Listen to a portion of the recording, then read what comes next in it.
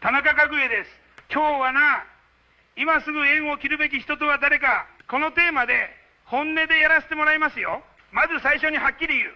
あなたの人生を食い物にする人間とは、きれいごと抜きで距離を取りなさい。家族だろうが上司だろうが恋人だろうが関係ない。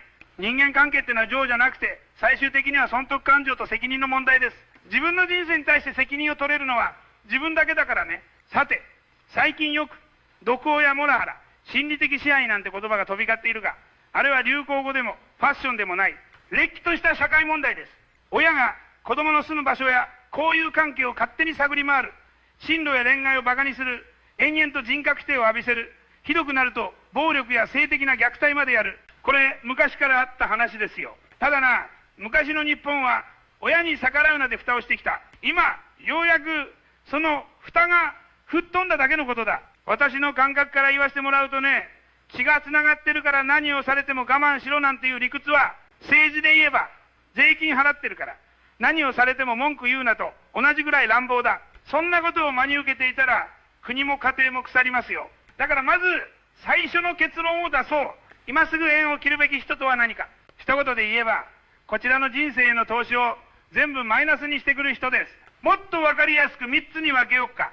1つ、あなたの自己肯定感を削り続ける人。2つ、あなたの時間とお金を当然のように奪う人。3つ、あなたの選択と自由を支配しようとする人。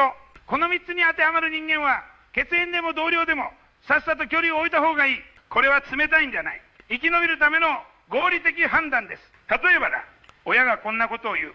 お前は一人じゃ何もできない。お前のためを思って言ってる。親の言うことを聞けないなんて情けない。これを毎日毎日聞かされて育ったらどうなるか。自信はなくなる。挑戦する気も失せる。親の顔色ばかり伺う大人になる。これね、政治の世界で言えば、官僚が国民にどうせお前らにはわからないから黙ってろと言ってるのと同じ構図ですよ。そんな政治は私は嫌いだし、そんな親子関係もおかしいという。親の仕事は支配じゃない。自立させて手を離すことです。離れたがらない親は、子供のためじゃなくて、自分の寂しさや不安を埋めるために、子供を鎖につないでいるんだよ。これはもう愛情じゃなくて依存です。次に、職場の話もしておこうか。モラハラ上司、部下を人前で罵倒し、長時間残業を強要し、ミスを必要になじる。こういう連中は昔から山ほどいた。私の現役時代だって、政治の世界には人を怒鳴り倒して支配したがるタイプはいくらでもいたよ。ただね、私はそういう人間を側近には置かなかった。なぜか、怖がらせて服従させても最後に命を張ってついてきてはくれないからだ。人はね、尊敬と信頼がなければ本気では動かない。恐怖で縛った組織は一見まとまっているようで、いざという時一気に崩壊する。家庭も同じだ。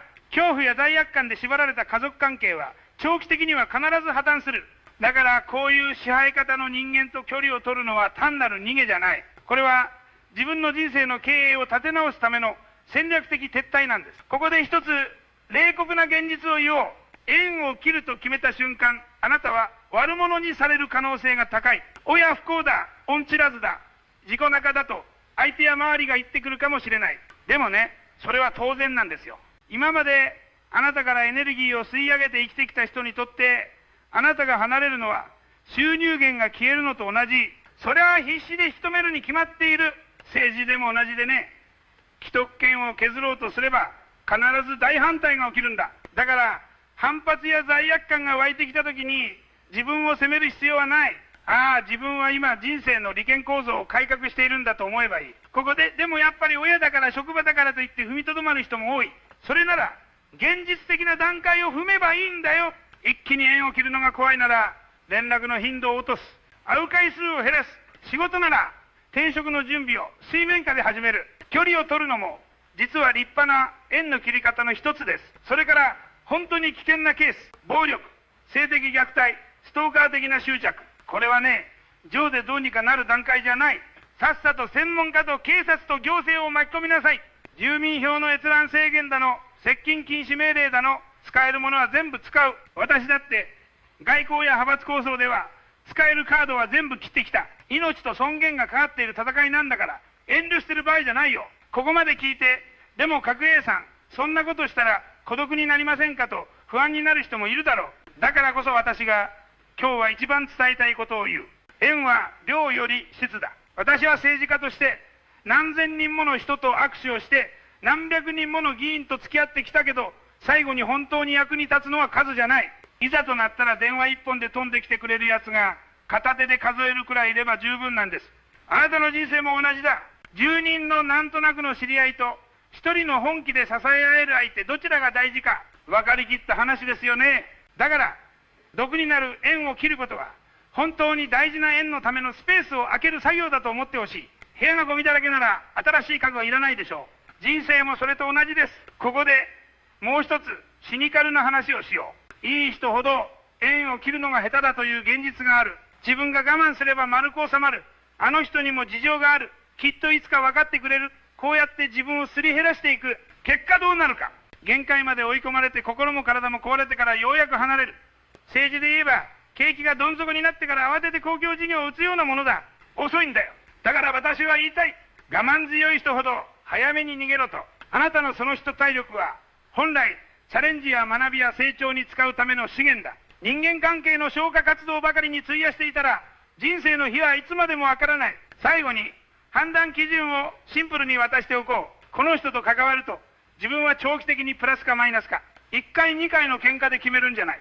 半年1年というスパンで見て、その人との関係が自分の成長、自立、安心感にプラスかどうか。マイナスが続くならその関係はあなたの人生にとって赤字事業だ。政治家の私からすれば赤字事業は縮小か撤退が鉄則です。感情も大事だが、それ以上に大事なのはあなたの人生の収支決算だ。愛情を言い訳にして永遠に赤字を垂れ流す必要はない。いいですか。縁を切るというのは相手を見捨てる行為じゃない。自分の尊厳と未来を守るための自衛であり経営判断です。そしてその判断をできる人間だけが次のステージに進める。私は学歴もコネもないところから総理大臣まで上がった人間だが、その過程でつなぐ縁と切る縁は徹底的に選んできた。だからあなたにも言いたい。誰と付き合うかはどう生きるかと同じぐらい重大な選択だと。さて今日の結論だ。今すぐ縁を切るべき人とはあなたの人生の舵取りを奪い心と時間と金を食い尽くす人、そしてあなたの自分で生きていく力を削る人。この2つに当てはまる人間からは迷わず離れなさい。家族神話も職場の空気も世間体もあなたの人生の責任は取ってくれない。取るのはあなただけだ。だったら自分を一番大事にする選択をしなさい。情に流されるな。けれど冷酷になる必要もない。ただ静かに淡々と自分の未来にとって不要な縁を片付けていけばいい。それがあなたなりの人生改造論になるはずです。ではまた次の動画で会いましょう。